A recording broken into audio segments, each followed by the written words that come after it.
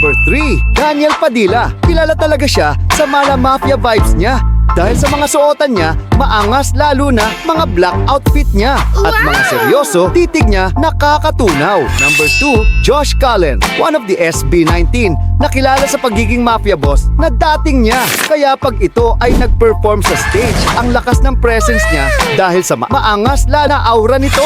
Number 1, Joseph Marco. Siya ang gumanap bilang Ezekiel Roswell sa adaptation ng My Husband is a Mafia Boss. Ayon sa mga netizen na bagay sa kanya ang role na to at finally, may maganda na din casting ang Viva. Hindi pilit ang pagiging astig niya dahil natural talaga ang dating ni Joseph. Sino pa kaya artist ang Mala Mafia Boss ang looks? Comment mo na yan. Nga pala, may napupusuan ka bang celebrity na gusto mong i-feature? I-comment mo sa baba at kung bitin ka pa, mag-follow ka na para updated ka palagi.